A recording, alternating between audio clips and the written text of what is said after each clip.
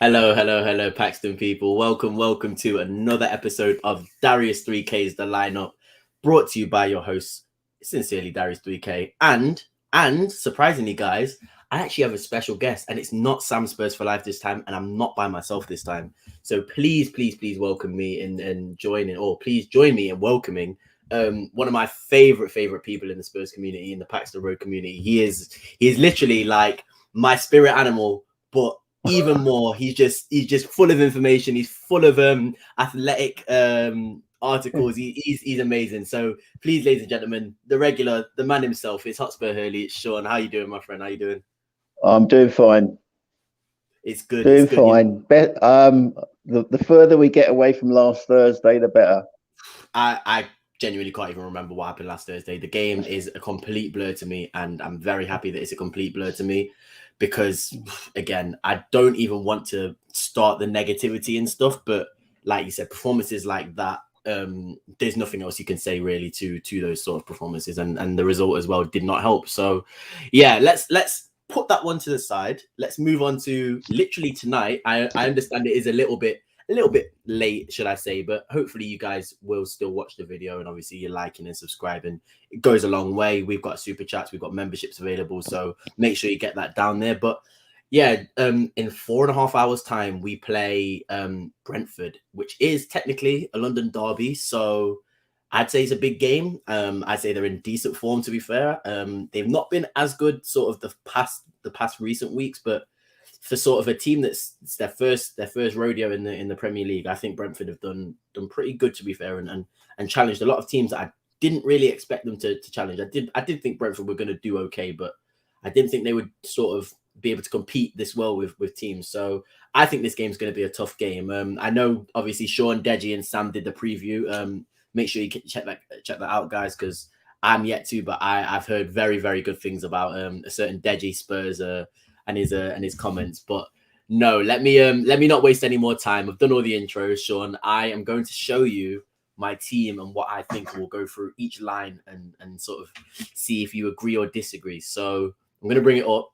Please don't slate me. I don't think there's any sort of controversial choices this time, because I don't think Conte is really going to go for the sort of controversial options, or the options that may need a bit of a run out. But here it is. It's 3-5-2. It's obviously 3-5-2, as you can see by the name. There is 3-5-2K. But yeah, I've decided to go pretty safe, to be honest. There's a few that we can discuss. We'll start obviously from the back. To me, I don't know about you, but Lloris is a no-brainer. I think I've been quite critical sort of the past couple of years of Lloris, and this season I've sort of, and last season as well, sort of realized the importance of him and how actually significant it is having a club captain, sort of a country captain and a World Cup winner as your goalkeeper. So I've gone for Lloris as a no-brainer. What I want to discuss with you, Sean, is this back three and sort of who's going to make up this back three tonight, because in all fairness, you've obviously heard about the news. We've all obviously heard about the news about Romero. He's not available until it seems like January, February time now. We've been left with probably 4 centre-backs choice, really. Maybe if you want to include a few youth players, you've got more, but Rodon, Dyer, Davis, Tanganga are going to be your probably options around there, and Sanchez as well. So that is probably 5 there. What's your views on the 3 that I've gone for, and would you change anything, or do you think that's the best that we can go for with the players available? I think with the players available, that's. I mean, obviously, you've thrown a curveball to me at the right centre back, but I have a lot of hope for that boy, and I feel he was unjustly hooked last Thursday night. But he was not playing. He's very good, I think, as a right or left centre back. He's actually a right-footed player that can play comfortably in the left centre back. And when I saw that Conte had picked him as the centre, with Sanchez at the left centre back, I knew we were into trouble. And surprise, surprise! Within 10 minutes, we first saw it. But yeah, I would like Rodon to get a run out.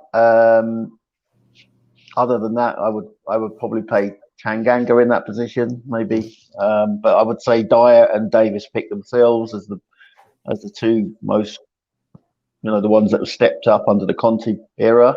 Mm.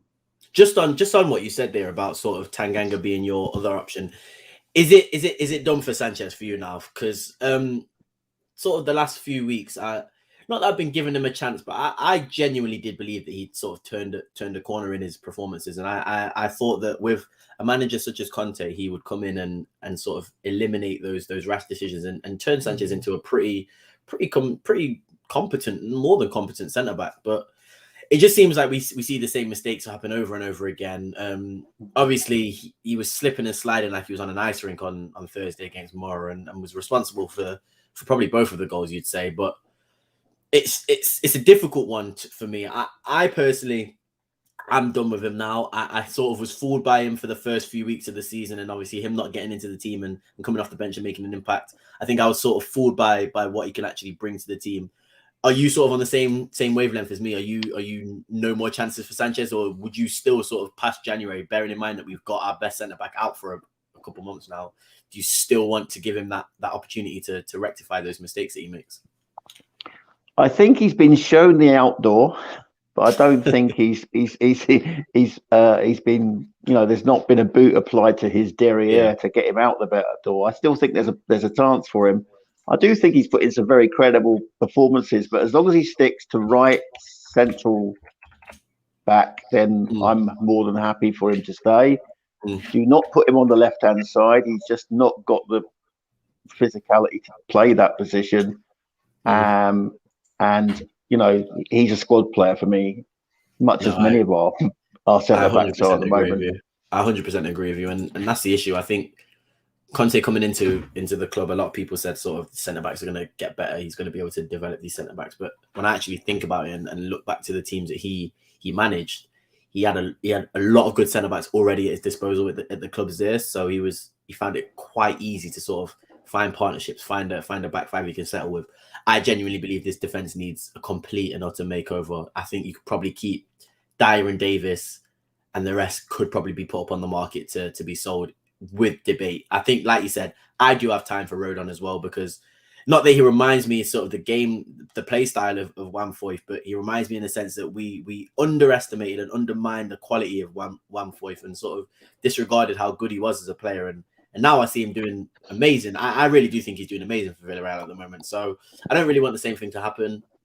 But saying that, at the same time, if you can get in centre-backs of better quality, then I'm not sort of a sentimental person. I don't really care about how long a player's been at the club if it means that we can get better in. So I think the defence is really, it's a difficult one for Conte at the moment. But these guys, and I don't really class Emerson and Reguilon as defensive players really and truly, because they are half the time up the pitch. But this next sort of line of players, they seem to have sort of solidified their positions, and they don't really seem like they're going to be taken out of the 11 unless it's for, like you said, either a reason to be banned or injury reasons. Do you agree with the fact that these four players, and I'm talking about for anybody who can't see, Emerson, Skip, Højbjerg, and Reguilon, do you think these four players are sort of now guaranteed starters in this 11, or do you still believe that they have to fight for their places? Because obviously we have Sessegnon, and I don't even want to mention sort of the right backs that we have, because I think they're even on the level of Emerson at the moment. But especially in centre mid, there's options, but I just don't know if the options are really suitable to replace these players. What's your opinion on that? I think given the opponent's later, we do need to have Skip and Højbjerg in the centre, because although Brentford are known for lumping balls in the box and hitting long to Tony, they also transition very well. I agree. And I think we do need a screen for our defence. So I think they between them, they do a decent job. And I think Emerson has certainly become the number one right wing back. And who knows? Maybe we'll see a bit of a battle develop between Reguilon and Sessegnon.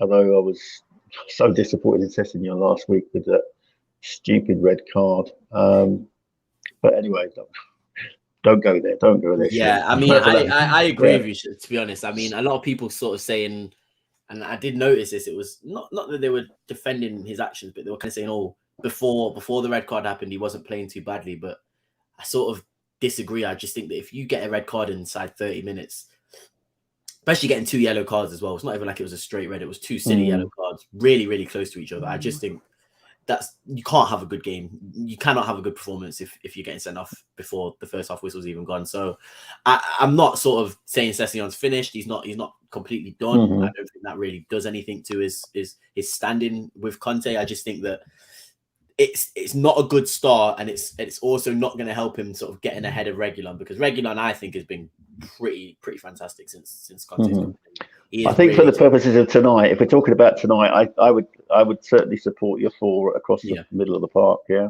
It's for me, it's probably, apart from our 2 strikers, and depending on how we play formation wise, I think they're probably the closest to solidifying their place and certifying their place in that 11. I think it's really the defense and this individual, the position in the middle that we'll get to now, that's really up for grabs. But moving on to that position, and basically, I don't know how I feel anymore, Sean. I don't know how I feel anymore, because on one side of my thoughts, there's Tanguy Ndombele, the absolute wizard on the ball, the man who sort of never really was a hard worker in terms of distance traveled on the pitch and pressures on the pitch, but when he got the ball, he would make an impact, and he lived for big games as well. And then on the other hand, I've got Tanguy Ndombele, who doesn't impact games, doesn't really do much for the team, is sort of the reason that we're overloaded in the field. And I don't know whether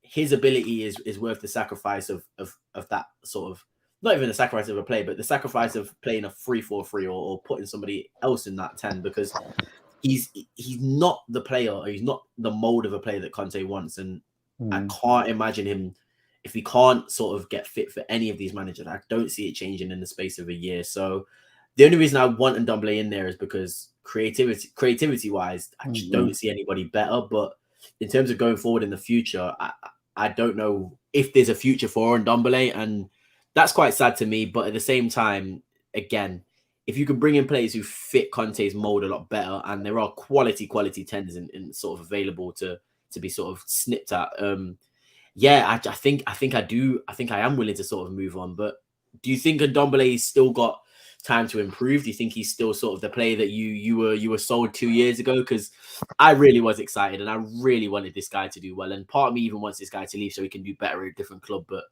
it's just not seeming to work out for him. But I still hold hope. What do you think? Do you know, I was like you. I was in the Ndombele fan club. But I have to say, last Thursday, given the nature of the opponents, the fact that he failed to impact on that game made me think it's not going to happen. Yeah, it's not going to happen. Was it? And sorry, was it that game in particular, the Thursday game that game in particular? Yeah. That, I mean, there's no excuse against the lowest ranked team left in European competition that someone like Ndombele should be running that show. And he just did not, for me anyway, just did not put in a shift. He wasn't the only one, but and that was the first time I've ever countenanced thinking, do you know what, maybe we need to see a parting of the ways. And it breaks my heart to say that in many ways, but I mean, I love skillful players. Historically, I've always loved historical players, but I've also backed an underdog as well. And he's been a bit of an underdog, but at Lyon, he was a box-to-box player. Doesn't seem to be able to do it in the Premier League. It's interesting because I wholeheartedly agree with everything you said there. I'm a bit of a sucker for players like Ndombele, players who sort of ooze that technique and talent. And as much as you do need every player should work hard regardless. I'm not sort of discrediting Ndombele not working hard, but the level that Conte wants these players to be at and running at, I could never ever imagine Ndombele doing that. And part of me wants to say, like, as a player, as a 23, 24-year-old player, you should want to be able to run for as long as possible. But then at the same time, I just think that's not his sort of player profile sort of characteristics. It's just, he's not going to do that for you. And if he isn't going to be that creative person or player in the whole, I also am beginning to not see a future for him. And as much as I sort of get onto Dele Alli for being finished as well, I always say that the reason I'm so forward thinking about, well, not forward thinking, but the reason I advocate Dele Alli to be sold so much is because he probably holds the most value in terms of the sellable players, and you'll definitely turn a profit with Dele Alli, but you could probably get about 20-30 million out of Dele Alli. I think the same with Ndombele. You could probably get more for Ndombele, and if you can sort of replace a 40-50 million player with equivalent who fits the profile of Conte more, I don't see why you don't, to be honest. And yeah, Sean, unfortunately, I am on the same boat as you at the moment now. That Mura game, I didn't even know they were the worst ranked team in Europe still competition so far. That's even more embarrassing. I don't care if there's 10 men. Players like Ndombele should be dominating those games. They should be making players who play for NS Mura look like school kids. So I agree with you. I don't see a future now, but again, I'm still starting him. I'm still going for him because creative wise, you see obviously all the players who have put around him. I think the only person who sort of comes close to Ndombele in terms of creativity is probably Brian Hill, and he's not going to play in the 10, I don't think. So yeah, No. For me, it has to be Ndombele, and then obviously in front of Ndombele, you have the two sort of main guys. But again, Sean, we agree on a lot, and I think probably the one thing that we agree on the most, and that I love the fact that we agree on the most, is Harry Kane, and I again, I don't think I thought he was pretty poor, like borderline awful against Mura, and that's Mura. So he's not played well. He's not played well for a long time. I thought he was trying too hard. Do you think? I think he was trying too hard, and I was, and I thought, he took his goal very well. Yeah, agree. He'd obviously had a bit of practice against Leeds because it was the same chance that he missed early in the second half. Yeah. But instead of trying to hit it low, he lifted it and scored. Yeah, and it was a good finish. So it was a good finish. But I think at times, particularly when Son was on the field, he just seemed to want to dribble the ball into the goal himself rather than releasing Son or there's something. Their relationship seems a bit out of kilter at the moment. I don't know I wonder.